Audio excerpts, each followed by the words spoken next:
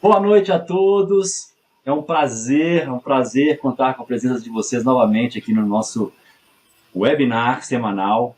Na realidade, é um webinar mensal e nós estamos fazendo nesse mês de fevereiro e também no mês de março.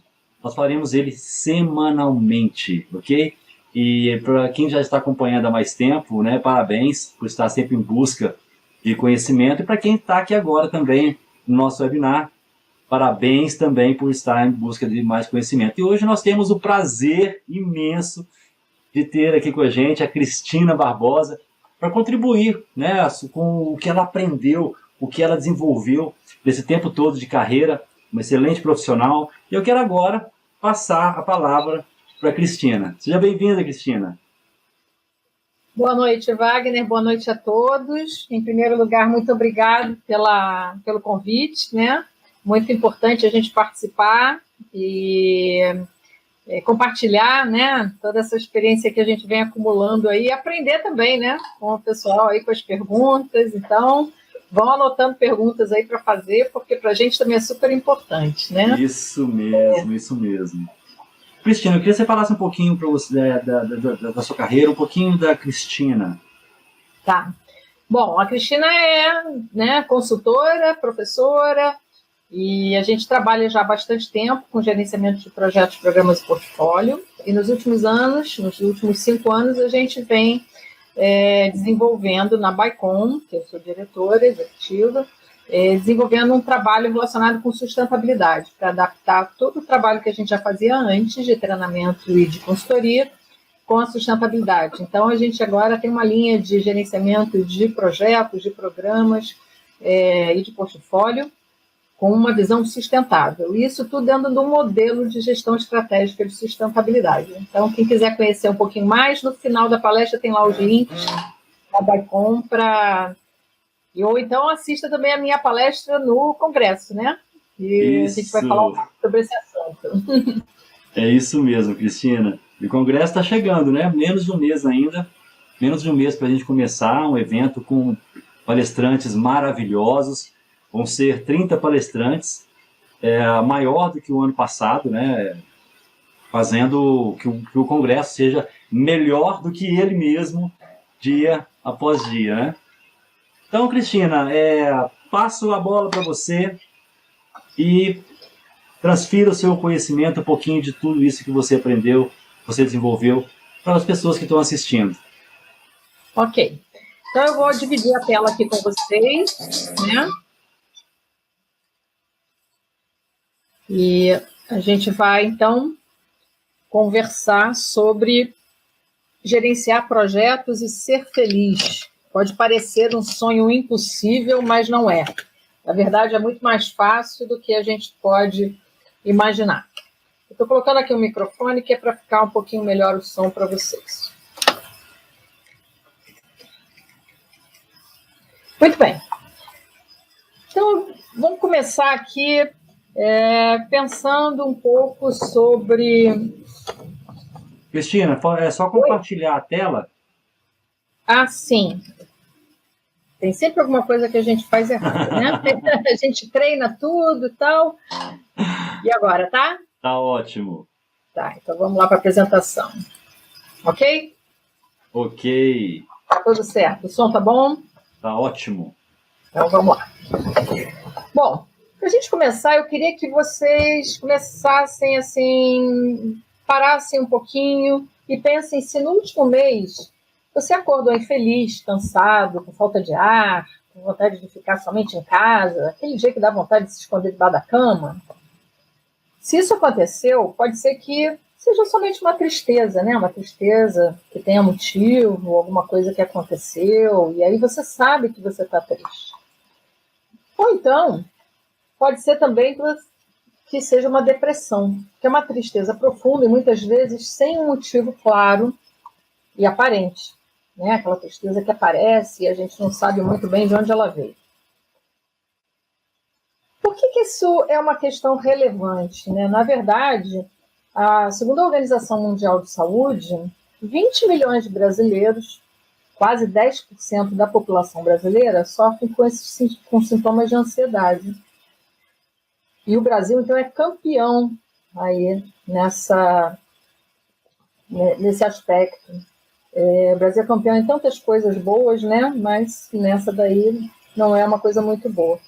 E na maior parte nessas estatísticas, para cada um homem com depressão, tem 2 mulheres, né? Então, as mulheres sofrem mais desse mal, de ansiedade, de crise de pânico. E, segundo a OMS, também, até 2020, a depressão vai ser o maior motivo de afastamento do trabalho no mundo. Então, isso é uma coisa que vai atrapalhar bastante. Mas a notícia boa é que o gerente de projetos, você, gerente de projetos, tem uma oportunidade incrível para influenciar esses números. E era sobre isso que eu queria conversar com vocês. Mas, em primeiro lugar, eu queria revisar um pouco alguns conceitos, que é só para a gente alinhar o nosso discurso aqui. Então, eu queria que você pensasse, se imaginasse num lugar dos seus sonhos, né?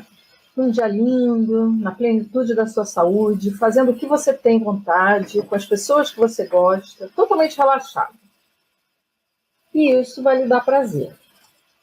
No meu caso, esse é o cenário aonde eu me sinto assim. E tem sempre a ver com praia, tem sempre a ver com mar, né?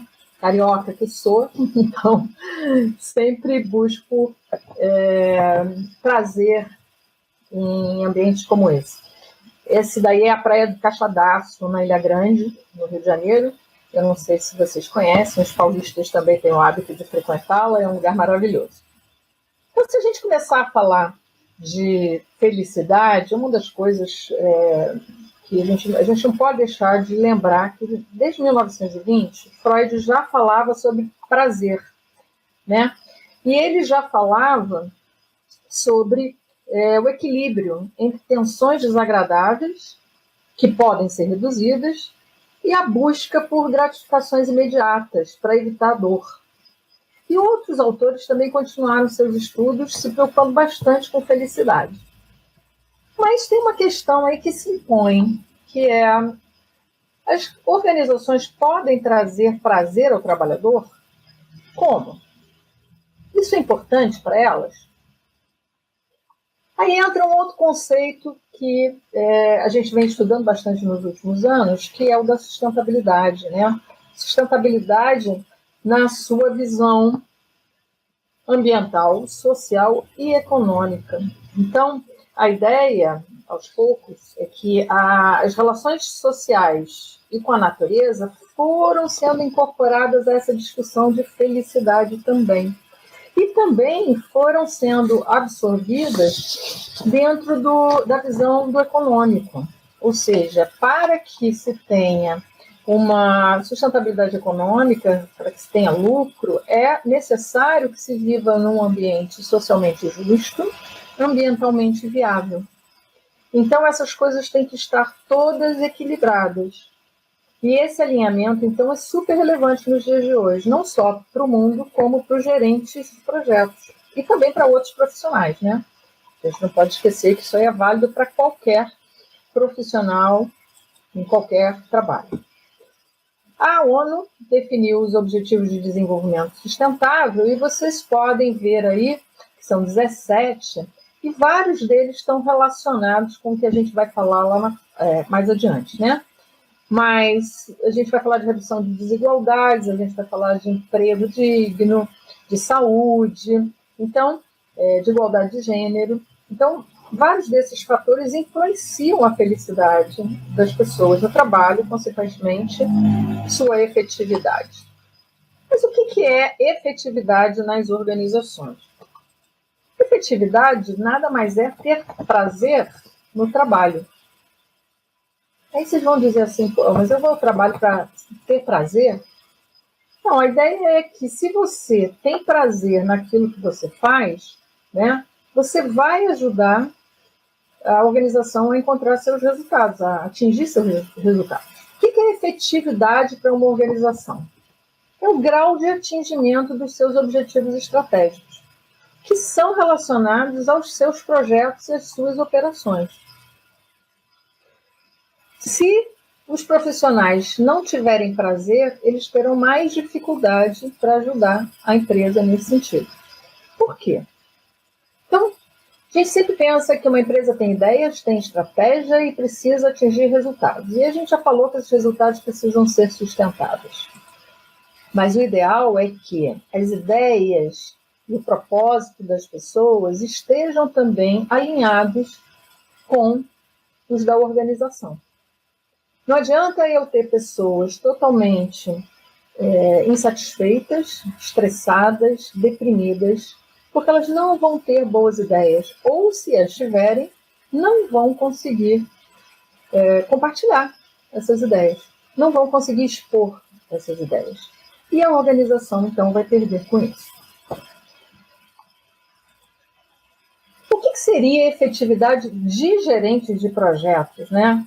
O que é esperado pelas organizações, e aí para aquelas que usam PMBOK, que é o padrão mais utilizado no Brasil, são conhecimentos, experiência, a utilização de práticas, das boas práticas, seja de forma ágil, seja de forma mais tradicional, mas o que se espera é que um gerente de projetos faça o gerenciamento de escopo, de tempo, de custo, de qualidade, de stakeholders, de riscos, etc., né, de todas as áreas de conhecimento.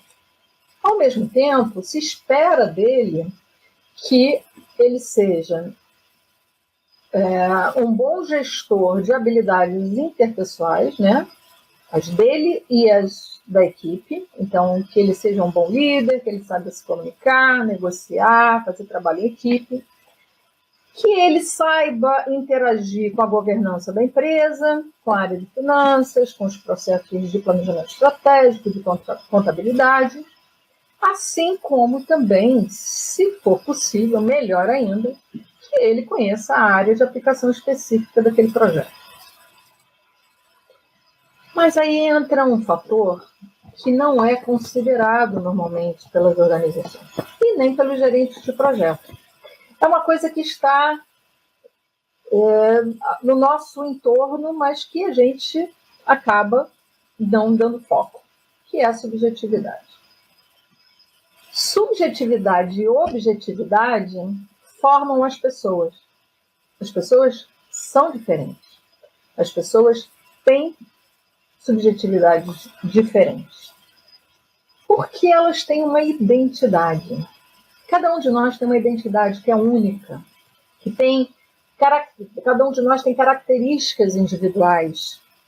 Essas características, elas são relacionadas a uma visão que nós temos de nós mesmos, que são descritas por nós.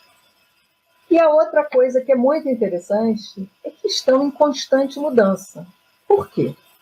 Porque, na verdade, nós somos influenciados por todos os fatores que estão ao nosso redor. Nós somos influenciados pela família, pelos amigos, pelo ambiente, pela natureza, pela empresa onde trabalhamos.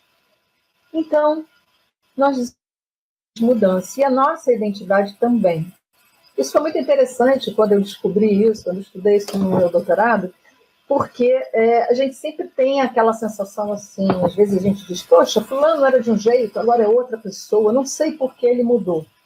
E nós não percebemos que nós mesmos mudamos o tempo todo, que nós mesmos estamos absorvendo características que estão à nossa volta.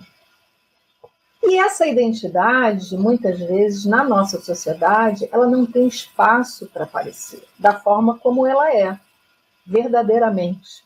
Então, nós vivemos num constante dilema entre o que nós somos e o que nós parecemos ser, ou seja, o que nos é exigido no ambiente de trabalho, no ambiente social, mas aqui no caso nós estamos focando no ambiente de trabalho.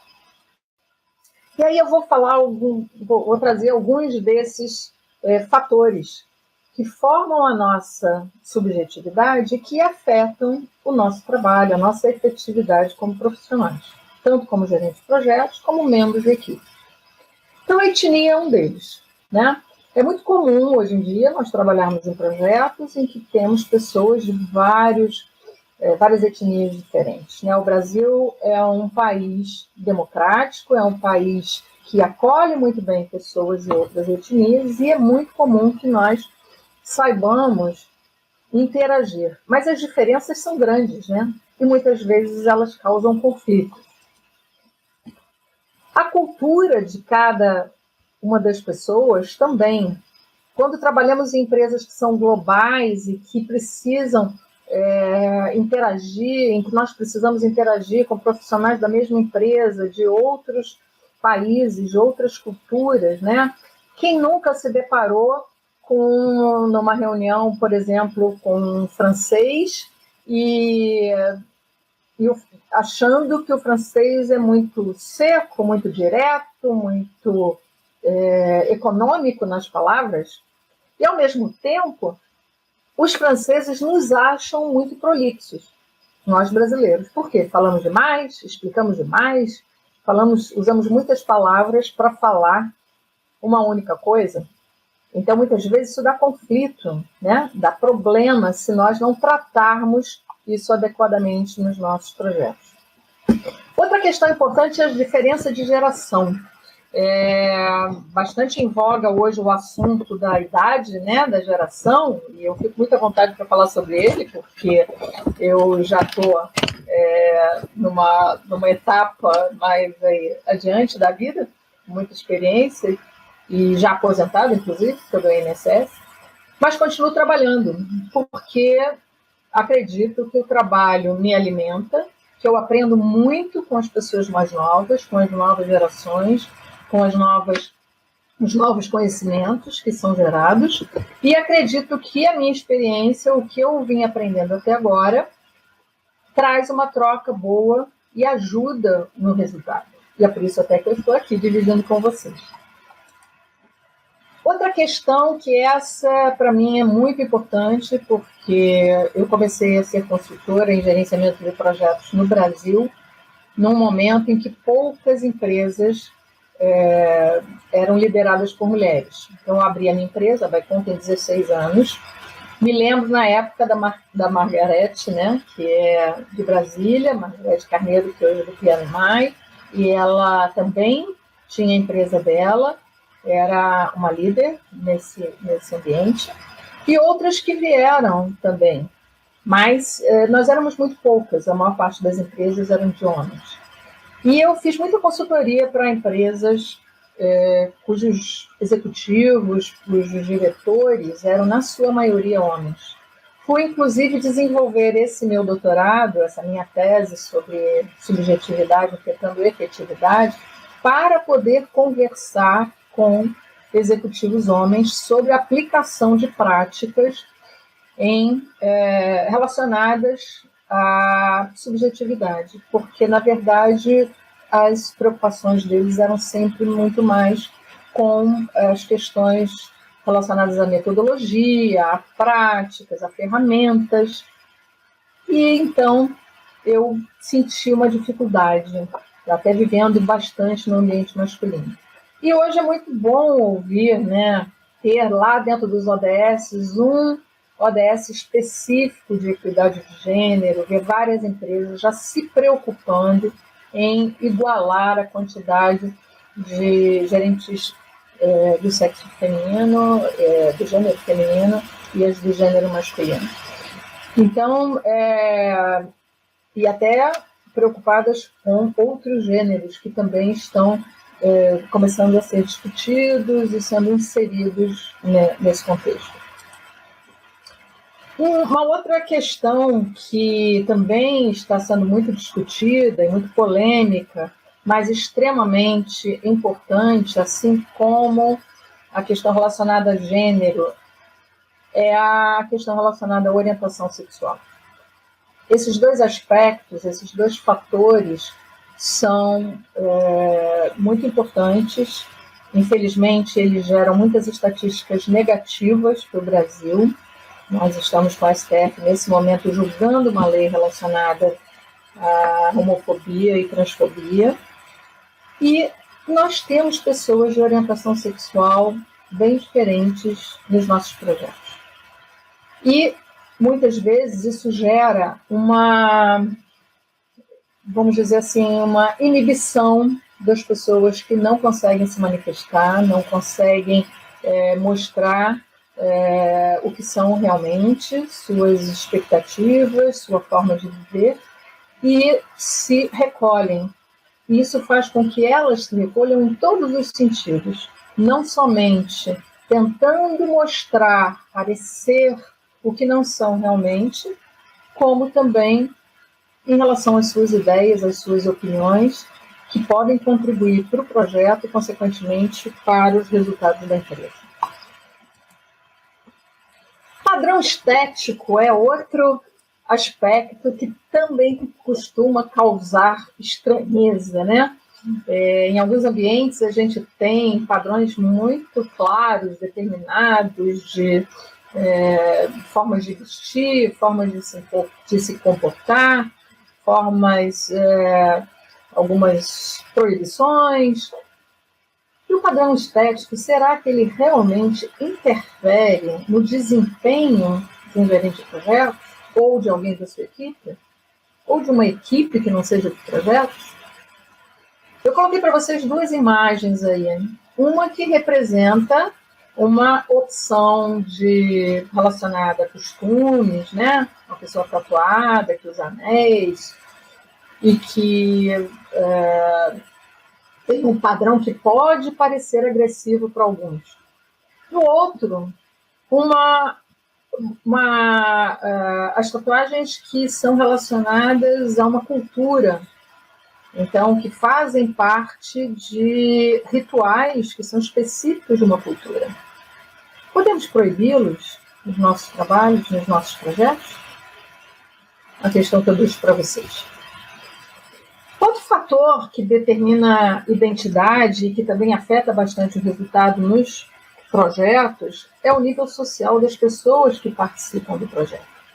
Você pode ter pessoas que têm uma situação econômica muito tranquila, que vivam em casas muito confortáveis, não tenham problemas relacionados a dinheiro, e você pode ter aquela pessoa na sua equipe que mora numa comunidade, que tem problema de água, tem problema com as chuvas, tem problema com vizinhos, tem problema para dormir, tem problema de luz nesses últimos dias, tem acontecido bastante depois da última chuvarada aqui no Rio, né?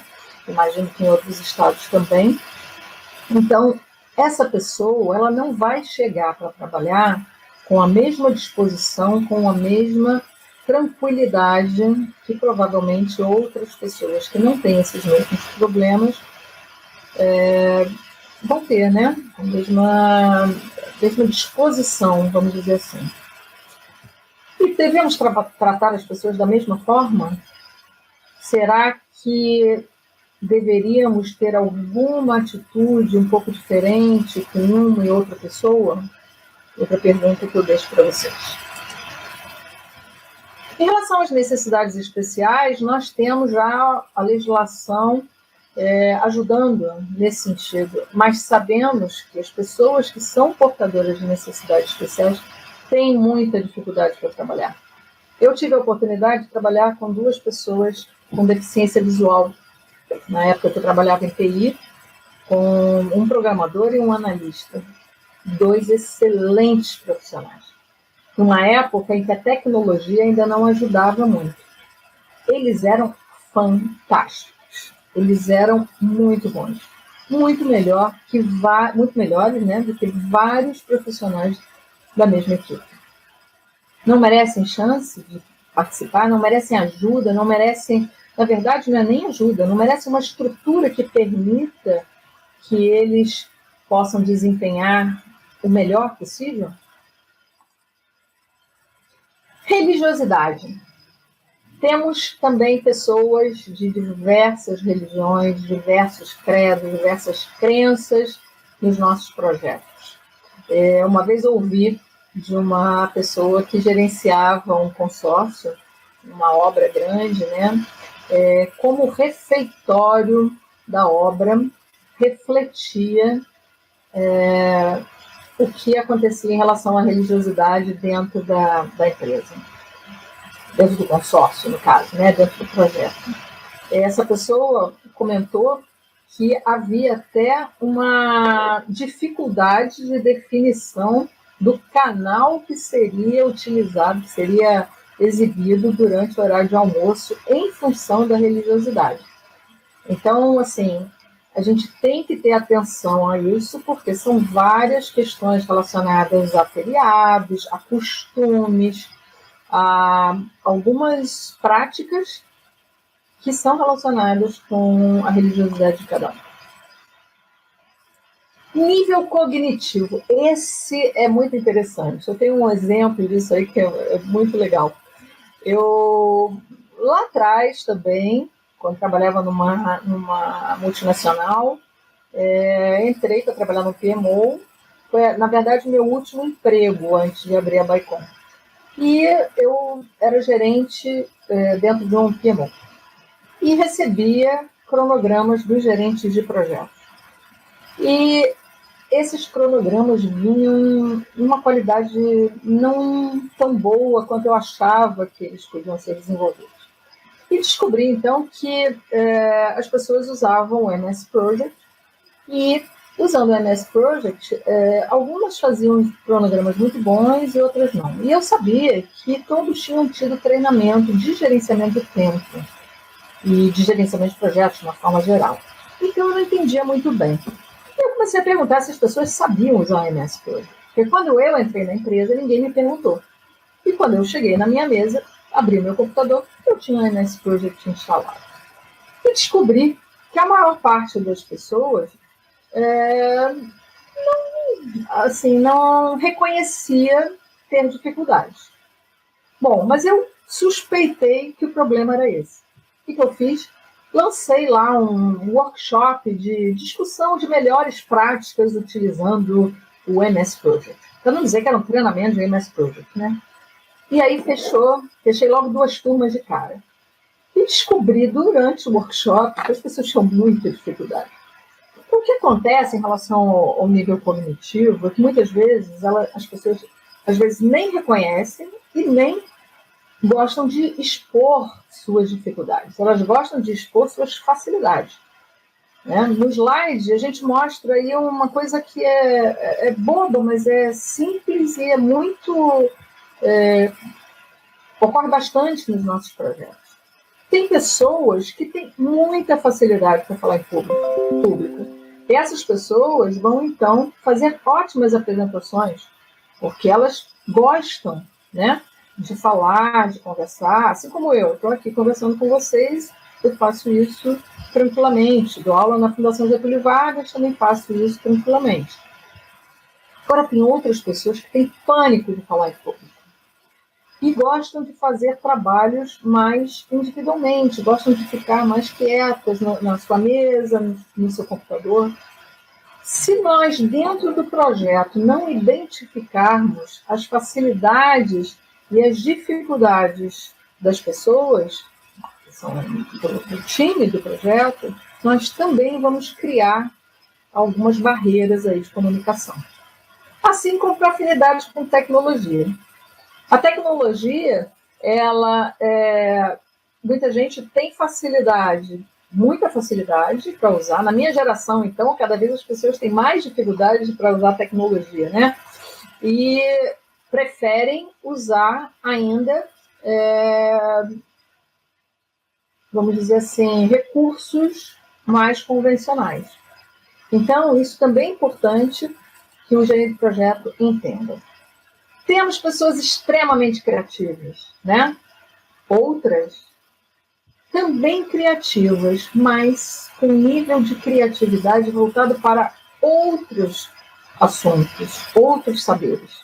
Né? Hoje está muito em voga usar redes sociais, usar de forma criativa as redes sociais para interagir, para conseguir conhecimento, para trocar conhecimento. Mas a gente pode ter cientistas, gênios na nossa equipe, né? Que são mais preocupados com a parte de pesquisa e desenvolvimento ou desenvolvimento de produtos, etc. precisamos também identificar essas diferenças. Esse aspecto é muito interessante, né? Quando a gente está desenvolvendo o escopo do nosso projeto, planejando, definindo as atividades, né, que são as alternativas de como vamos desenvolver os nossos projetos, às vezes existem vários embates, né, porque tem pessoas que querem ir pelos caminhos mais arriscados e outras que querem ir pela direção mais convencional. Isso tem a ver com afinidade a riscos. Tem pessoas que adoram aventura. São aqueles que fazem esporte de aventura, buscam emoções, gostam de adrenalina. Então, essas pessoas vão naturalmente arriscar mais nos projetos. E outras são mais convencionais. O mix de pessoas dos dois tipos, ele é muito bom. Ele é fantástico, porque ele gera um equilíbrio para que um projeto não seja nem tão arriscado e nem tão convencional e pouco criativo, né? Porque também a criatividade, ela tem embutido um nível de risco aí. Outra questão que também é bastante comum nos nossos ambientes de projeto é a questão relacionada à hierarquia. Empresas que são mais hierarquizadas, que são mais funcionais, né?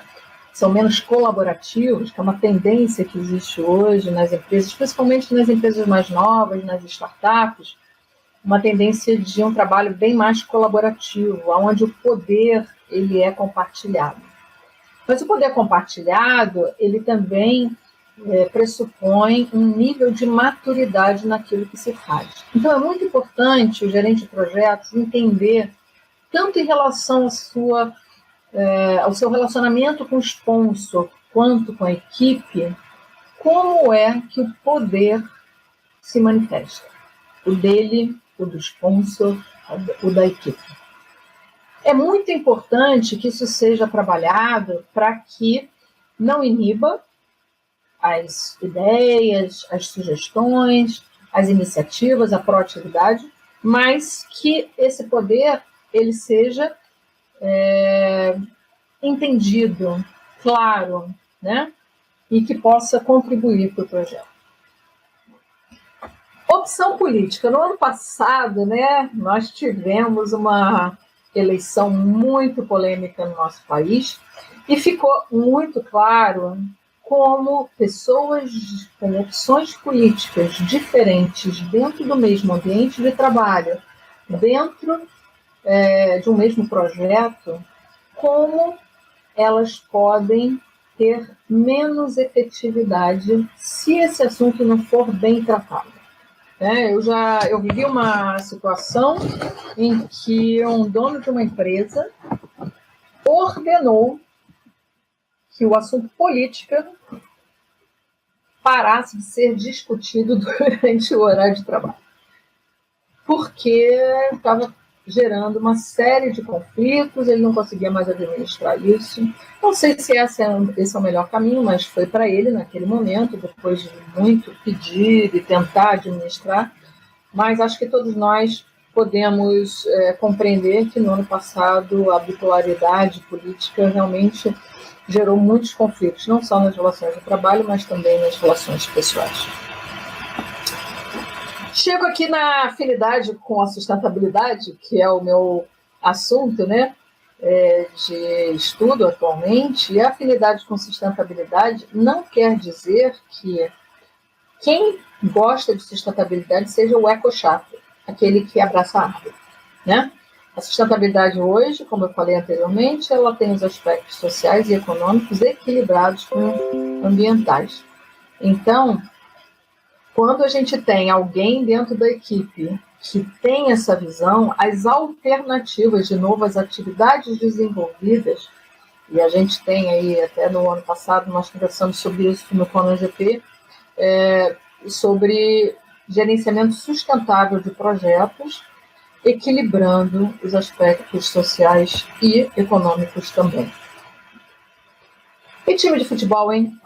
Segunda-feira de manhã, quando o time principal da cidade perde, como é que fica o ambiente dentro da equipe? As pessoas trabalham da mesma forma? Quando aquele que vai com a camisa de futebol trabalhar porque ganhou, né? Vai trabalhar com a camisa porque ganhou no domingo, né? Ou ganhou um campeonato, né? Esse final de semana nós tivemos aqui no Rio um jogo polêmico entre o Vasco e o Fluminense. Eu sou Fluminense, né? Como é que ficou aquela discussão? Quanto tempo se gasta para discutir o que aconteceu no final de semana numa partida como aquela? Isso afeta a efetividade? Afeta, isso dá briga, isso dá conflito. As pessoas que discutem sobre esse assunto, depois elas conseguem sentar numa mesa para discutir assuntos do projeto da mesma forma, com a mesma empatia, com a mesma abertura? Região de origem. Sou do Nordeste, adoro festa junina. E aí? Aqui no Rio, isso tem a mesma importância? Eu sou do Rio, adoro carnaval. Estou trabalhando em outro lugar. Estou trabalhando em Salvador. Vou chegar na segunda-feira, depois de um final de semana, depois do carnaval, numa quarta-feira de cinzas, eu vou chegar com a mesma disposição para trabalhar? Vamos ser realistas, né? Que isso também afeta a efetividade do nosso projeto.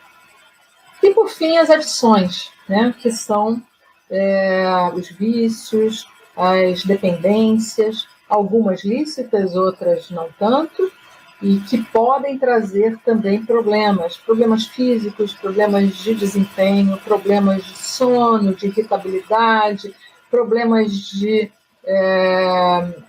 não querer ficar próximo ou numa reunião. Agora os fumantes, né, já têm seus espaços para fumar e cada vez mais restritos, mas aí eles têm que sair do ambiente de trabalho e às vezes está numa reunião e ele tem a dificuldade.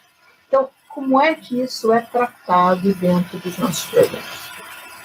Bom, a organização ela tem escolhas, ela tem saídas, porque existem várias implicações para tudo isso que a gente falou, né? Primeiro, em que os profissionais, de uma forma geral, não questionam esses assuntos, não questionam se é necessário fazer alguma coisa em relação a esses assuntos. Na verdade, se procura sempre ter uma postura que ignore esses assuntos. Se eu estou dentro de uma empresa, eu tenho que simplesmente ter a competência, eu tenho que ser efetivo, eu tenho que fazer o meu trabalho, e não importa o que eu sou, mas sim o que eu devo ser. As organizações também não tratam, de uma forma geral, são poucas as organizações que estão tratando esses assuntos de frente, né? Honestamente, francamente, colocando em discussão. E aí existem muitas faltas em função de doenças, problemas jurídicos relacionados a assédio, insatisfações. Então, o que uma organização pode fazer em relação a esse assunto? Ela pode, por exemplo, ter uma ouvidoria que forneça confiança, que use as informações que são dadas pelas pessoas que a procurarem para melhoria, para desenvolvimento de ações, de práticas que possam tratar esses assuntos para que as pessoas possam estar mais à vontade, estejam mais felizes e, consequentemente, possam produzir mais. A pirâmide de Maslow já trata esse assunto há muito tempo, né? A teoria de Maslow, assim como outras teorias de motivação, já trazem vários recursos, várias iniciativas, várias sugestões de como tratar, né? Vocês veem que lá no topo da pirâmide está a necessidade de autorrealização, em segundo, de autoestima, as necessidades sociais muito acima das necessidades de segurança e as necessidades fisiológicas.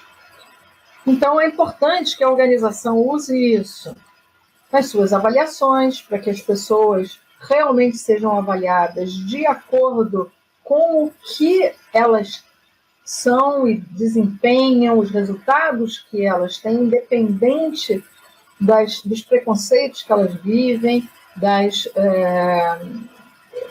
dificuldades que elas têm, né, muitas vezes de mostrar o que elas realmente são, que haja palestras, que haja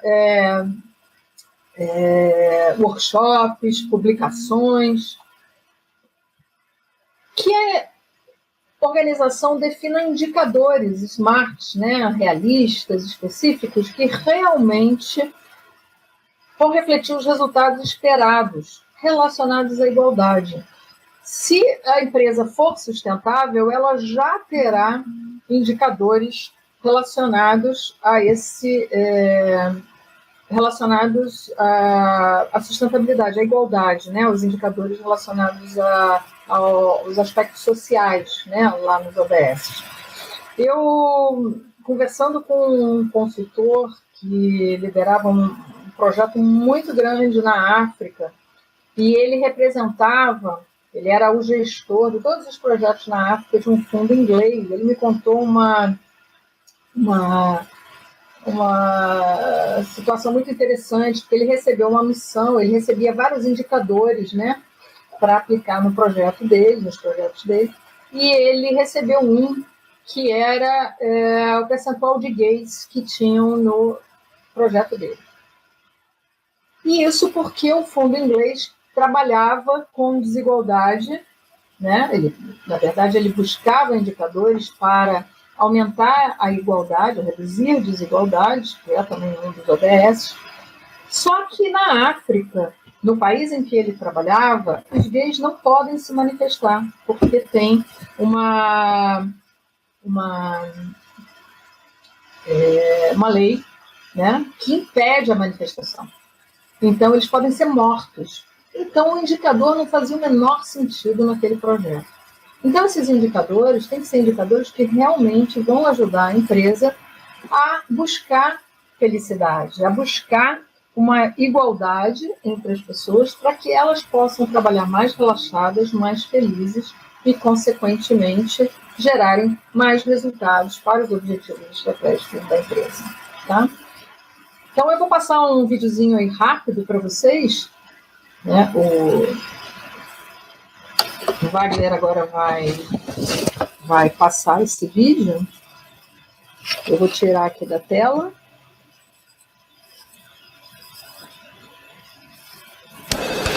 Certo, Wagner?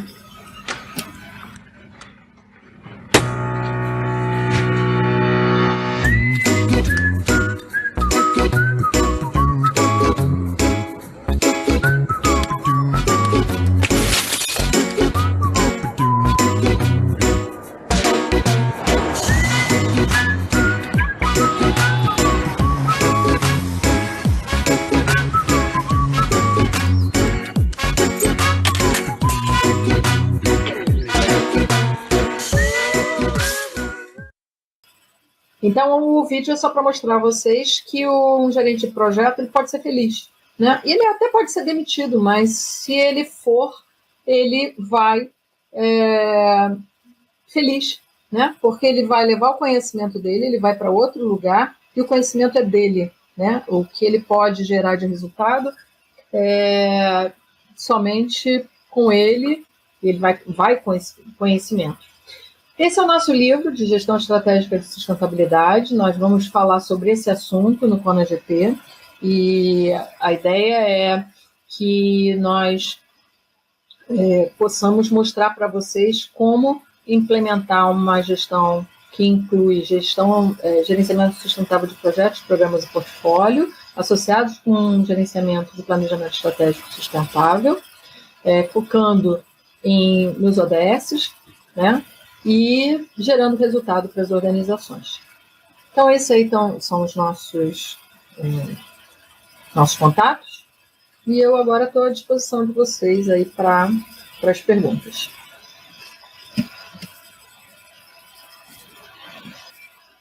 Vamos lá, eu estava com o meu áudio desligado, desculpa.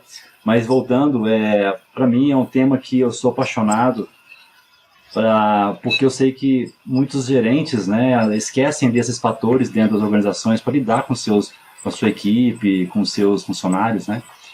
Então, é uma indicação bem interessante se você quer realmente ser um gestor de projetos eficiente e feliz, né? Você tem que saber analisar todos esses critérios, né? Esses pontos, mostrando que cada profissional tem a sua particularidade religiosa, de política e tudo mais, né? Não é isso? Uhum. Exatamente, né? Na verdade, a gente olhar o outro com a identidade que ele tem, e quando a gente olha para nós mesmos, nós nos olhamos, nós percebemos que nós mesmos estamos enquadrados ali em vários aspectos diferentes, nós não somos iguais a ninguém, né? Isso mesmo. Vamos ver aqui se tem alguma pergunta. Vou lá de baixo. Só alguns comentários. O Matheus faz uma pergunta: como as empresas devem começar a prestar atenção neste assunto, Cristina? Quando a empresa, a gente já tem visto algumas empresas fazendo esse trabalho, né?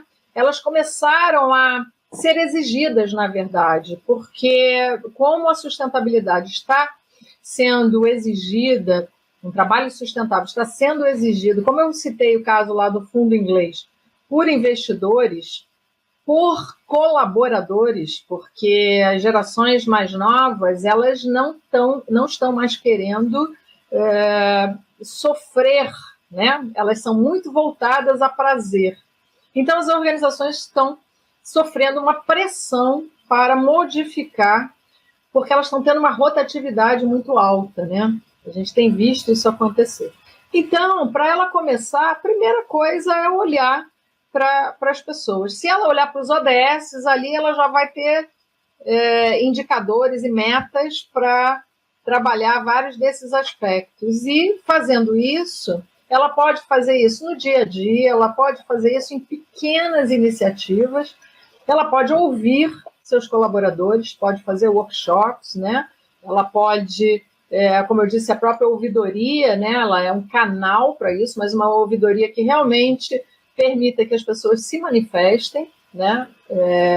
E colocar esse assunto na roda, né? Da discussão. Então, ela pode começar por aí. Eu acho que criar uma empatia é o primeiro caminho. Ok. Matheus, respondido. Vamos lá, o Matheus fez uma nova pergunta.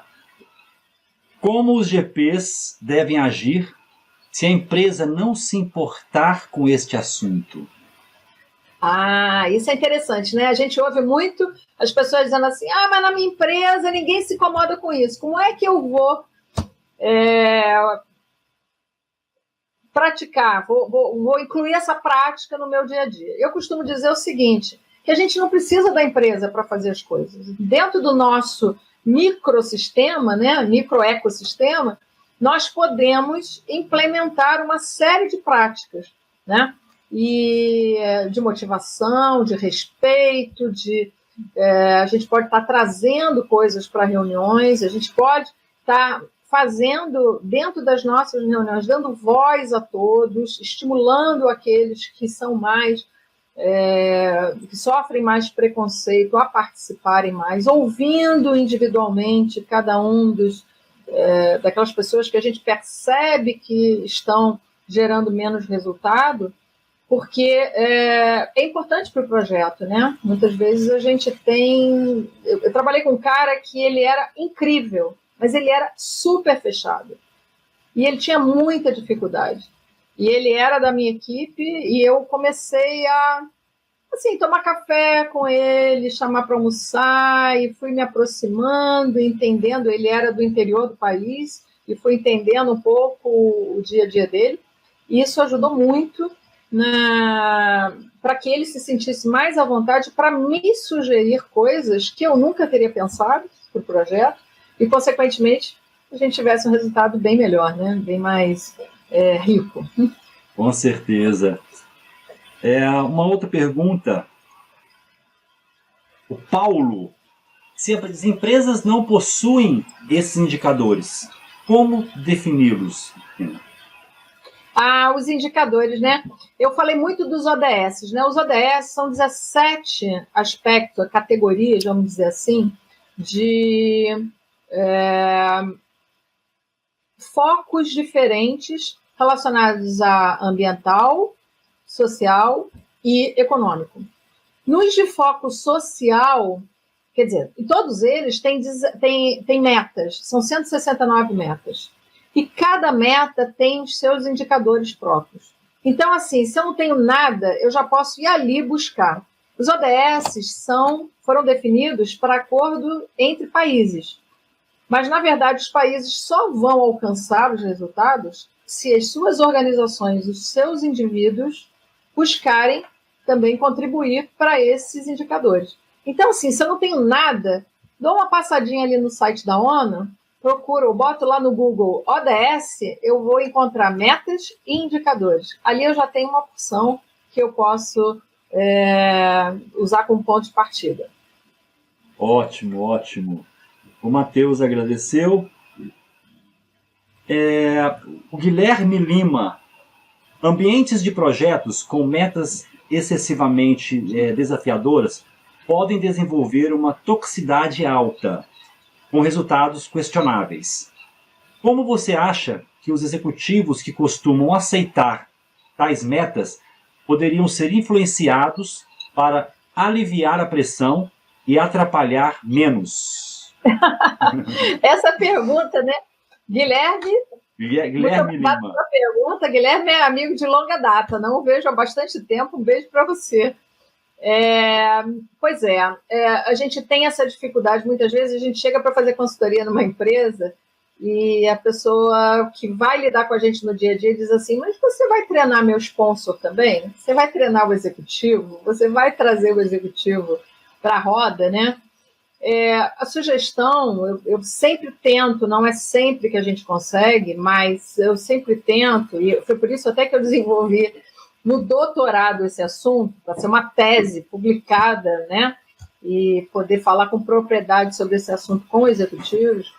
O ideal é a gente conseguir trazer o executivo para a roda, né?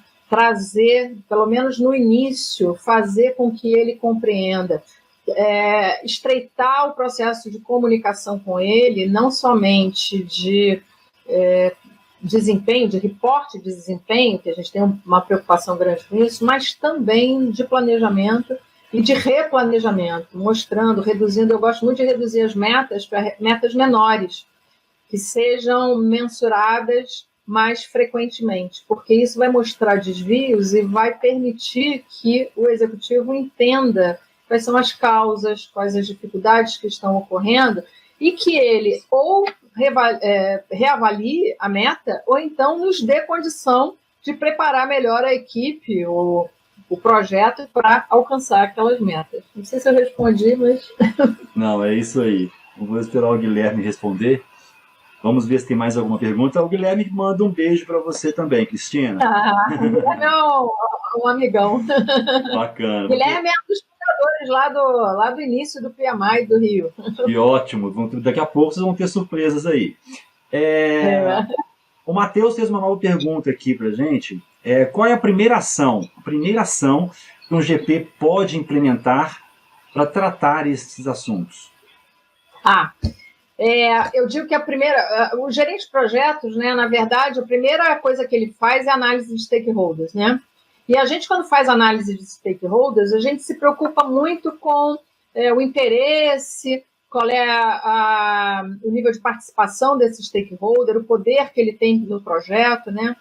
E a gente tem até nesse livro que eu mostrei, uma planilha onde a gente faz análise de stakeholders em relação a esses assuntos, em relação a privilégios, para que a gente possa entender quais são os grupos mais privilegiados. Primeiro, entender quais são os grupos que estão dentro do projeto. E outra, os grupos quem são os desprivilegiados, para que a gente, então, possa ter ações durante o projeto, já no início, né, na fase de planejamento, a gente já planejar ações para tratar isso, de forma que isso minimize o nível de conflito no projeto e, consequentemente, aumente a efetividade. Ok, excelente. Agora uma pergunta. Me mandaram aqui no WhatsApp, a pessoa está conseguindo só ver, não está conseguindo digitar. Você acha que a inteligência emocional pode ajudar o gerente de projeto nesse critério, nesses itens? Com certeza, né? Na verdade, tudo que é relacionado à inteligência emocional deveria ser tratado naquele grupo de habilidades interpessoais, né? Que fica ali meio num bolo, mas, na verdade, eu acho que tem várias coisas que ajudam o gerente de projetos, né? Quanto mais ele se conhecer, quanto mais ele entender as dificuldades dele próprio, mais fica fácil ele ter empatia com os outros. E aí conseguir estar mais aberto para novas formas de trabalho, novas práticas. E a inteligência emocional fala sobre isso, né? Então a gente tem que considerar, com certeza, ajuda bastante. É isso aí. Eu vejo que muitos gerentes, eles buscam focar na parte técnica, né? Muito simplesmente no processo. Esquece de ver o lado humano. Fica uma dica para as pessoas. Eu não falo só na gestão de projetos, né, Cristina? A gestão de projetos, por ser o nosso tema aqui hoje, né? Nosso tema principal e também do nosso congresso. Mas as pessoas, para a vida inteira, em qualquer área que ela for trabalhar, qualquer área de desenvolvimento, se ela for mudar de uma área, sair da gestão de projetos e ir para outro setor, sempre, isso aí vai acompanhá-la, vai fazer a pessoa ser um profissional diferenciado, né? Um profissional... Perfeitamente, Wagner. E você levantou uma questão que é muito interessante, importante, que é o seguinte: hoje o gerente de projetos, ele está circulando, não só o gerente de projetos, mas qualquer profissional, ele tem uma mobilidade dentro da organização muito maior do que ele tinha no passado. Antigamente, ele entrava numa função ou se formava como engenheiro civil e ele ia como engenheiro civil fazendo obra até a aposentadoria, o final da vida profissional dele. Hoje em dia, a mobilidade desses profissionais dentro da empresa é muito maior.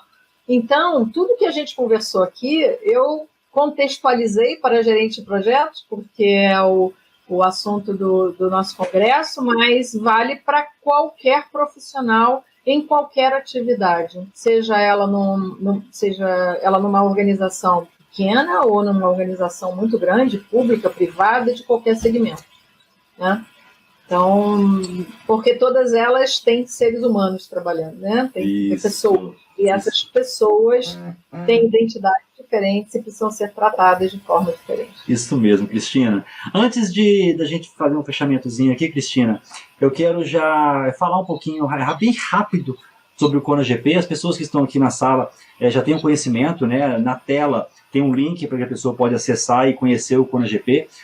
O CONAGP, gente, foi criado para somar com todos os outros congressos que nós temos aí, de empresas como PMI e outras maravilhosas, tá? Porque sempre conhecimento a mais é melhor, concorda?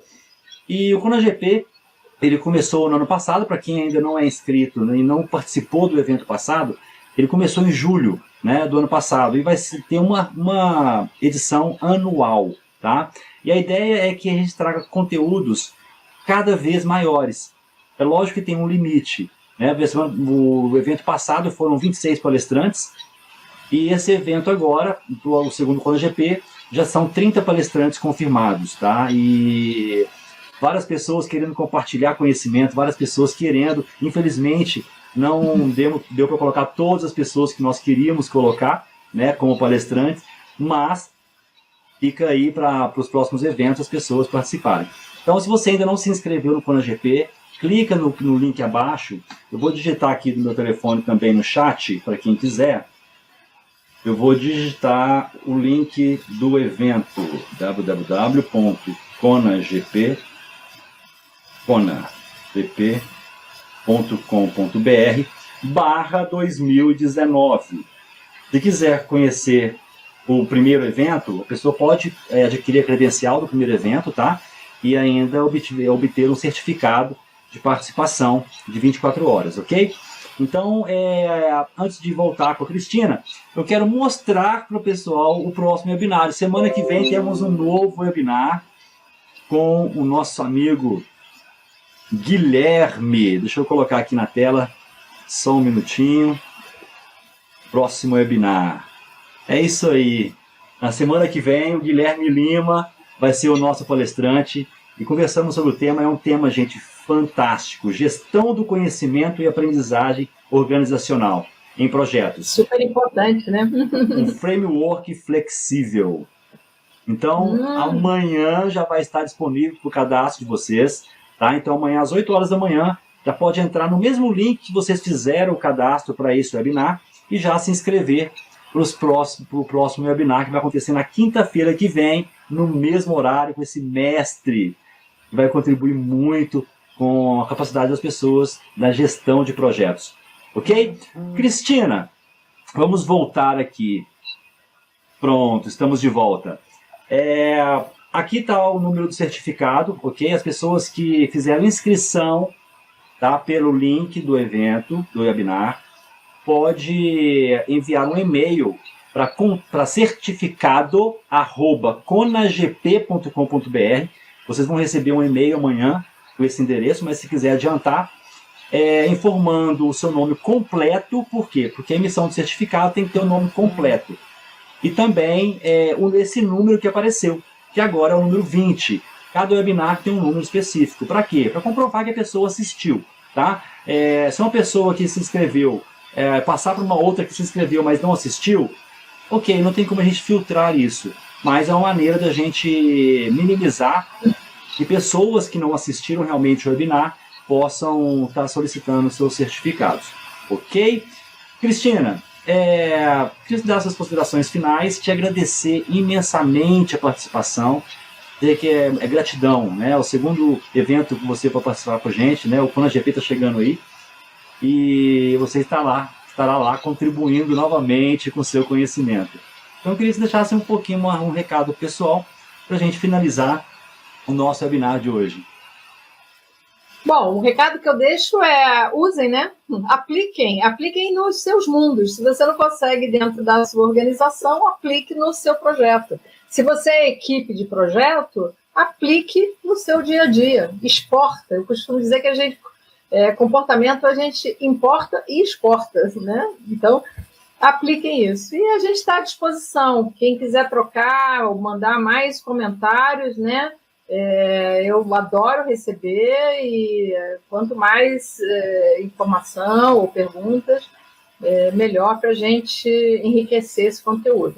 Tá bom? Muito obrigada pela participação de vocês. Ok, Cristina, nós que agradecemos. E um abraço a todos. Foi um prazer imenso ter todos vocês aqui novamente. Quem chegou depois, parabenizar por estarem aqui em busca de novos conhecimentos e de ampliar também o seu conhecimento com esses profissionais maravilhosos. Cristina, um abraço, fica com Deus e até já já. Tchau.